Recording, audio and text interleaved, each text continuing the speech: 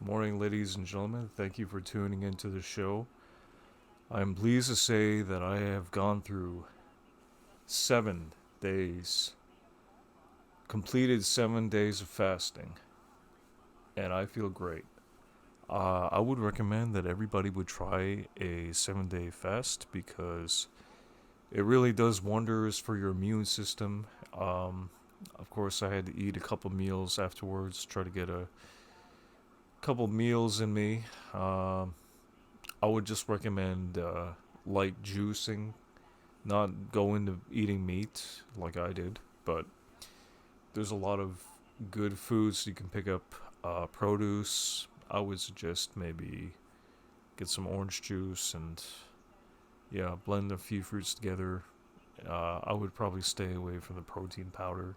If you guys are really seriously going to go into a keto fast, um, it's pretty serious once you hit 6 or 7 days. Your body starts to eat basically any nutrients that's left in the body. But I didn't want to talk about that in this video. I just wanted to get to something serious. I have spent all night trying to catch up on the news, and oh my god, it's not. It's not all sunshine and rainbows, ladies and gentlemen. I gotta tell you, you know what? I just caught this frog recently just to cheer myself up. I had to get out in nature, get back out into nature because spending too much time in front of the internet, it could really it can make you go a little nuts.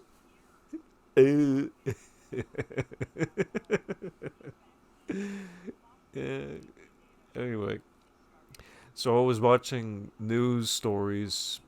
There was talked about some serious stuff. One of the stories was a story down in the United States about an Amish guy.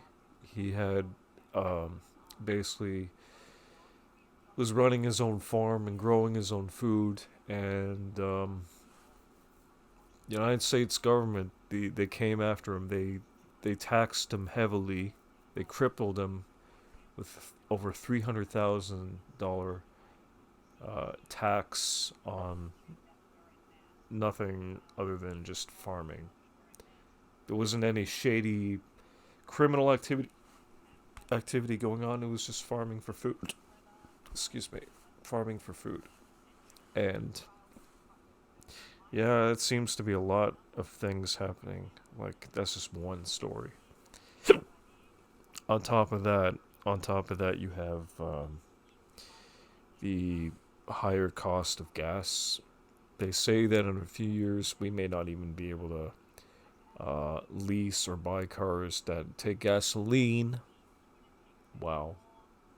So now we have to accept change that, you know what, if the cost of energy is going to go up like that, I don't know what the future holds on motorized vehicles, but they're slowly. It appears that right now they are going to be slowly phasing out um, fossil fuels. That is a fact. You can go look that up, and I'll probably post some links down to show the Alex Jones episode that I was watching. Actually, it's still ongoing right now. He's talking about it, and he was also talking about the COVID vaccines. I'll just leave that right at my side because you know what? There's a lot of stories that I have yet to touch upon. You know, Alex Jones, he's a guy who's been on top of things. He's like, um, I mean, he has spreadsheets of like all kinds of documents. He's all over the place, but he is on point. When it comes to certain key issues. He was talking about the mRNA vaccines. He was talking about how it was basically going to break down the helix model, and in a few years, people are just going to age and die. Now, I, I got to take a moment to absorb that because You know what? It's like, well, okay, everybody has pretty much been taking the vaccines by now. Well,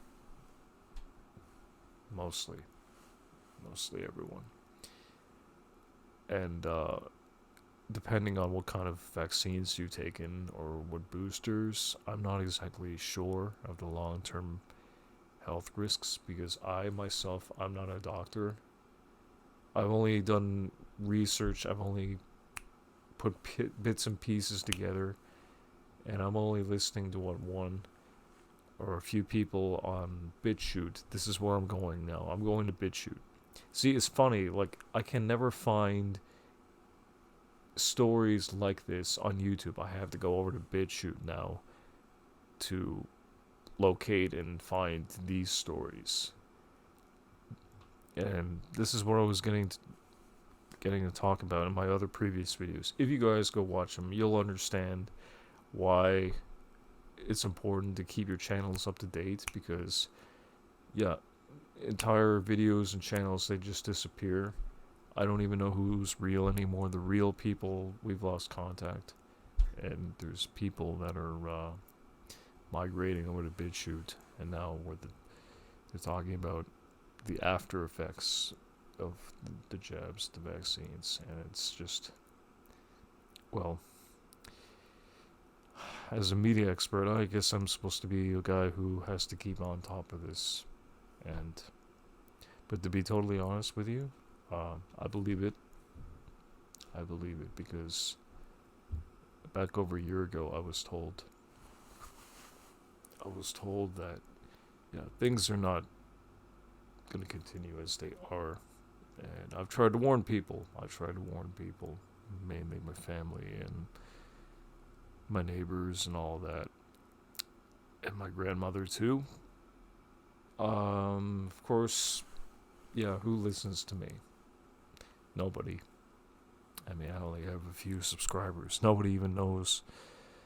Nobody knows me. Nobody cares. They don't want to share my work, and then it disappears. So then I had to start again. And now I'm starting to see why.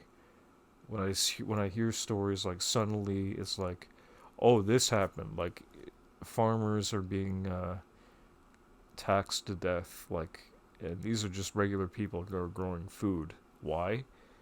Maybe it's because they're just trying to take out the middleman and trying to help people to stay healthy. And why would the government go after those people?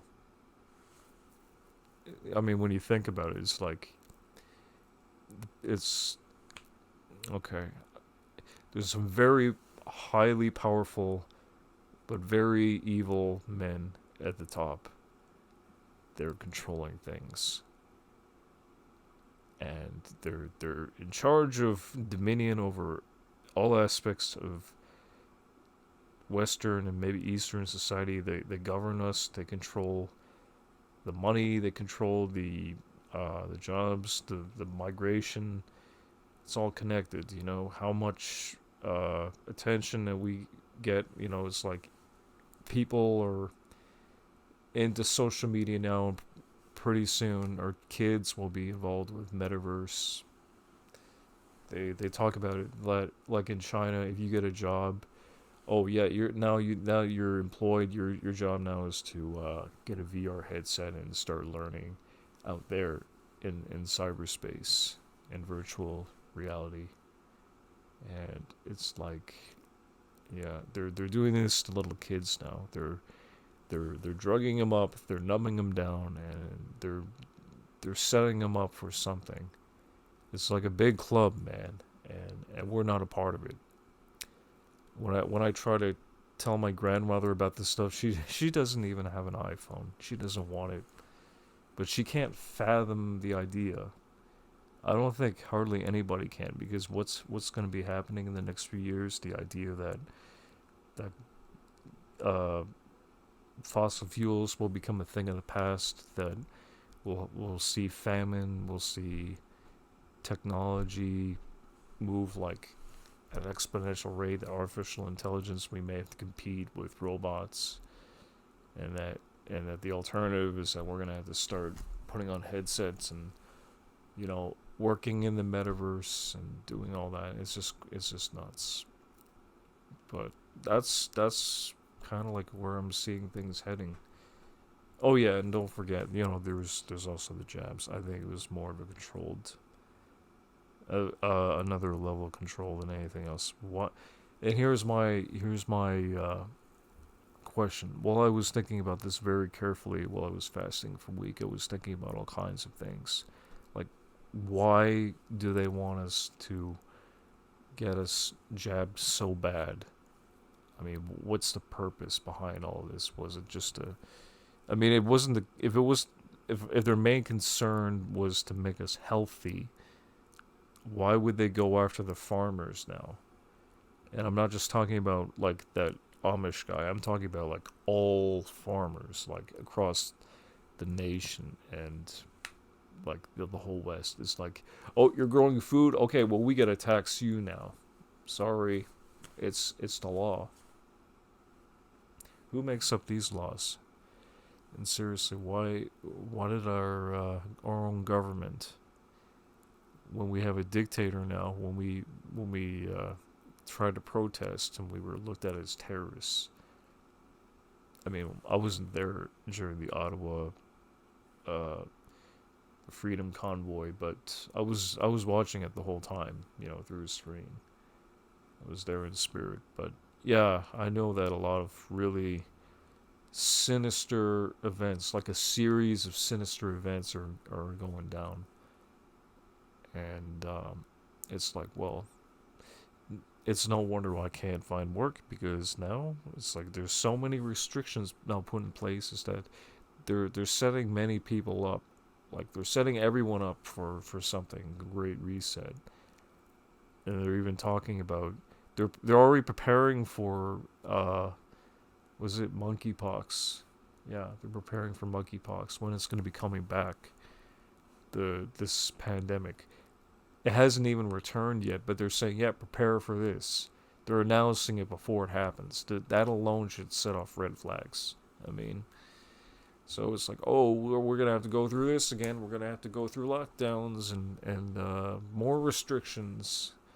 And next time we may have to endure through this with more restrictions. We may even have to get wristbands, or even worse, God forbid, tattoos, or I don't even want to say it. It makes me wonder though. The last time I was going for a walk, just to stretch my legs and walk around the city, I've noticed a lot of strange things. Church, they got a happy pride sign out there. So yeah, that alone tells me, I guess we're pretty. I think even if you're not a believer, I mean, it kind of shows you like what kind of time it is. You know. I hope you guys are reading your Bibles, because I could see that, yeah, things could probably only get worse. And I don't really want to be that guy. And on YouTube, nobody wants to hear it.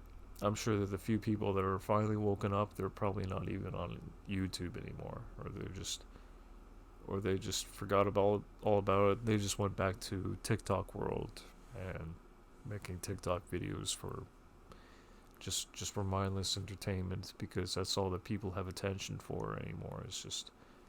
But I was sitting there last night listening to Joe Rogan podcast with Bob Lazar, listening to incredible stories. On the one hand, it's like, wow, we got all these amazing stories that are not even reaching the mainstream. And then on the other hand, you have Alex Jones on BitChute, where he's talking about DNA damage, farmers that are losing battles with, you know, fighting for human rights, trying to grow our own food, because everything is now slowly it's being taken over by corporate interest groups. And this one thing that we got to really be careful about. Everything is changing so rapidly, and that's all the time I have for now. Stay crafty.